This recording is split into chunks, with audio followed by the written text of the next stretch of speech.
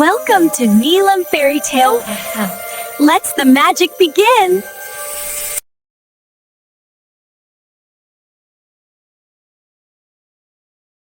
Hello मेरे प्यारे दोस्तों लहे, अगर आप चाहते हो कि आपका नाम मेरी नेक्स्ट मैजिकल स्टोरी में शामिल हो तो प्लीज नीचे कमेंट में अपना नाम लिखो, चैनल को सब्सक्राइब करो और कमेंट में डॉन जरूर लिखना। मैं बहुत खुशी के साथ आपका नाम अपनी स्टोरी में ऐड करूंगी।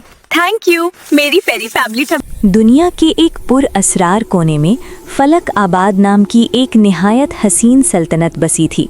यहाँ के महल की दीवारें सफ़ेद मरमर की थीं और छतें हमेशा नीली रहती थीं।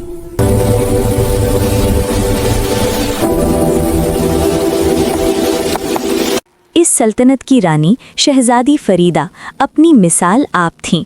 फरीदा की खूबसूरती के चर्चे दूर दूर तक थे, मगर उसके हुस्न के साथ साथ उसका तकब्बुर भी आसमान को छूता था। फरीदा के गिर्द हमेशा 4 सहेलियां और मुसाहिब रहती थीं। ईमान, जो बहुत मुखलिस और हमेशा फरीदा को सही रास्ता दिखाने की कोशिश करती। फरीदा, ये रास्ता थोड़ी मुश्किल है, लेकिन तुम इससे गुजरना चाहती हो ना? मैं तुम्हारे साथ हूँ, हम सब ठीक करेंगे।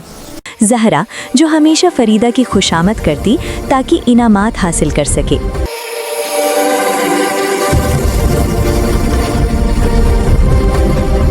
किंजा, जो दिल ही दिल में फरीदा से हसद करती थी मगर जाहिर नहीं होने देती थी। Now, you know, I've been thinking maybe it's time for a change. Madiha, जो निहायत अक्लमंद थी और खामोशी से सब देखती रहती थी।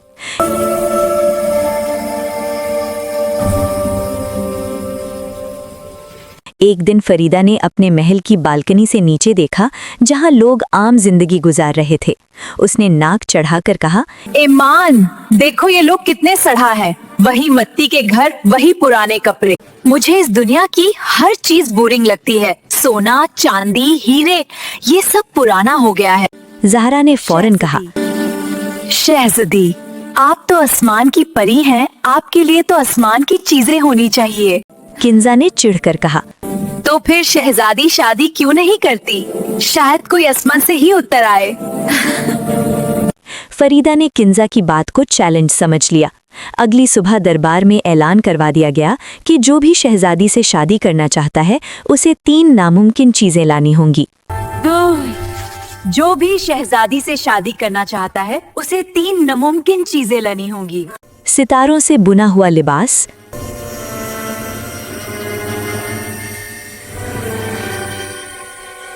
चांद की किरणों से बना हुआ ताज,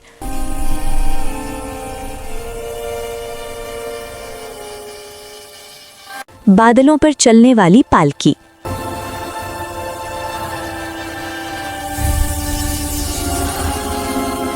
बादशाह ने फरीदा को समझाया, बेटी, ये सब कुदरत की चीजें हैं, कोई इंसान इन्हें कैसे ला सकता है? मगर फरीदा ने जिद की, अब्बा जान, अगर कोई नहीं ला सकता तो इसका मतलब है दुनिया में कोई मेरे कबिल ही नहीं। अगली कई महीनों तक दूर दराज के मुल्कों से बड़े बड़े शहजादे आए।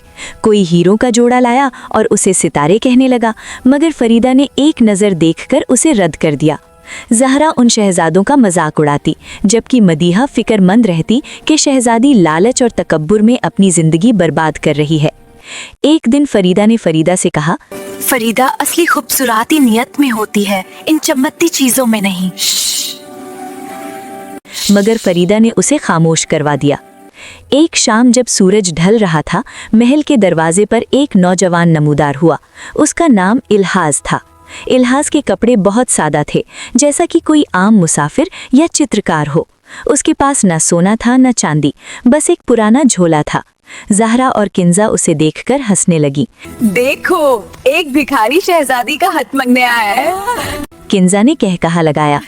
फरीदा ने तकब्बुर से पूछा, आए मुसाफिर, क्या तुमने मेरी शर्तें नहीं सुनी?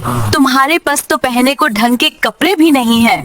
इल्हाज ने निहायत सुकून से जवाब दिया, शहजादी, सोना तो हद की मेल है, असली खूबसूरती वो है जो सिर्फ साफ आंखों से दिखाई। मैंने आपकी शर्तें सुनी हैं और मैं वो सब ला सकता हूँ, मगर आपको मेरे साथ महल की छत पर चलना होगा। फरीदा अपनी सहेलियों के साथ महल की ऊंची छत पर गई। पूरा आसमान सितारों से भरा हुआ था। इल्हाज ने अपने झोले से एक कांच का प्याला यानी ग्लास बोल निकाला जिसमें क्रिस्टल क्लियर पानी था। उसने वो प्याला फरीदा के सामने रखा और कहा, इसमें देखिए। फरीदा ने देखा कि आसमान के हजारों सितारे उस पानी में झलक रहे थे। इल्हाज ने अपना हाथ हवा में लहराया जैसे वो उन सितारों को पकड़ रहा हो, और अचानक वो पानी एक चमकते हुए रेशम में बदलने लगा। फरीदा के सामने एक ऐसा जोड़ा यानी ड्रेस था जो ना तो कपड़ा था और ना ही धात, वो सिर्फ रोशनी थी। ये है आपका सितारों का लिबास। ईमान की आंखें फट गईं। मदीहा हैरत में थी जबकि किंजा का चेहरा पीला पड़ गया। फरीदा ने उसे छूना चाहा मगर वो लिबास सिर्फ रोशनी की तरह उसके हाथों से निकल गया। इल्हाज ने कहा, शहजादी, ये लिबास तभी पहना जा सकता है जब आपका दिल सितरों की तरह साफ हो। अभी आपका दिल हसद और मगरूरी से भरा है। फरीदा को गुस्सा भी आया और हैरत भी हुई। ठीक है, कहाँ है? इल्हाज ने चांद की तरफ इशारा किया। उसने हवा में अपनी उंगलियां घुमाईं और चांद की चांदनी एक जगह जमा होने लगी। चंद लम्हों में फरीदा के सर पर एक ऐसा ताज था जो ठंडा था और सुनहरी रोशनी फैलाया रहा था। महल का हर कोना जगमगा उठा। मगर जैसे ही फरीदा ने आईने में अपना मगरूर चेहरा देखा, वो ताज धुआं बनकर उड़ गया। शहजादी, चांदनी सबके लिए बराबर होती है, वो सिर्फ बादशाहों के लिए नहीं चमकती। जब तक आप अपने आप को दूसरों से ऊपर समझेंगी, ये तज आपका सत नहीं देगा। अब बारी थी तीसरी शर्त की, बादलों पर चलने वाली पलकी।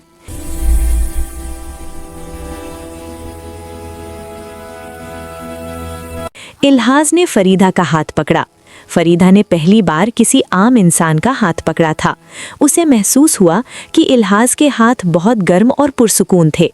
अचानक महल की बालकनी के पास एक बड़ा सफेद बादल आकर रुक गया। इल्हाज फरीदा को लेकर बादल पर सवार हो गया।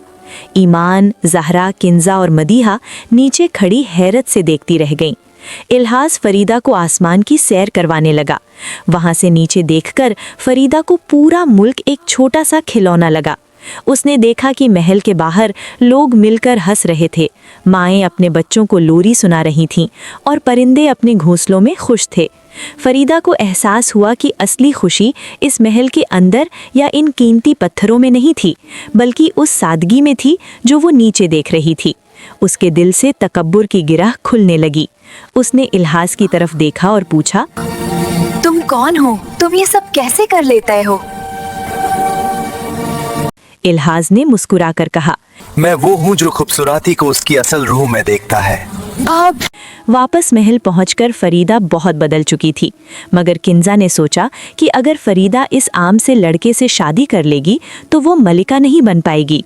किंजा ने रात के अंधेरे में इल्हाज के झोले में एक जहर आलूद खंजर रख दिया और बादशाह को खबर कर दी कि ये लड़का शहजादी को मारने आया है। सुबह होते ही गार्ड्स ने इल्हाज को गिरफ्तार कर लिया। फरीदा बहुत रोई। उसने ईमान और मदीहा से मदद मांगी। मदीहा ने अपनी अक्लमंदी से किंजा की साजिश पकड़ ली और सबके सामने साबित कर दिया कि खंजर किंजा ने रखा था। फरीदा ने किंजा को कैद में नहीं भेजा बल्कि उसे माफ़ कर दिया।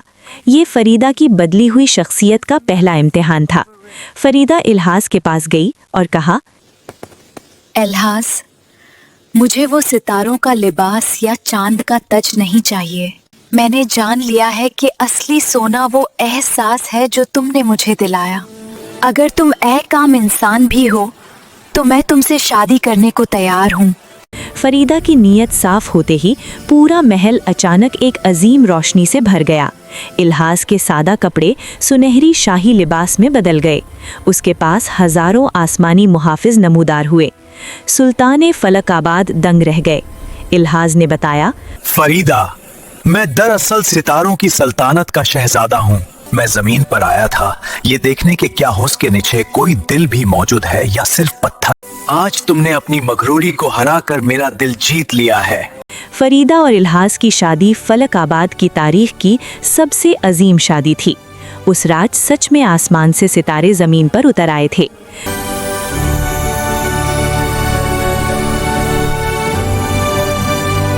In your arms, I'm like a song. जादू मेरे दिल से का है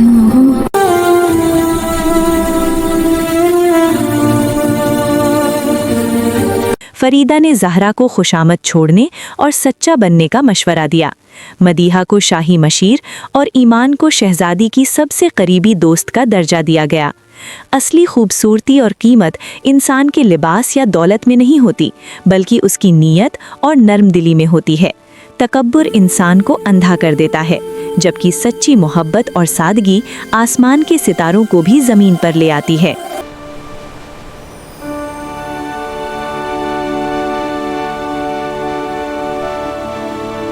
Please like, share and subscribe and hit the bell icon for more magical stories.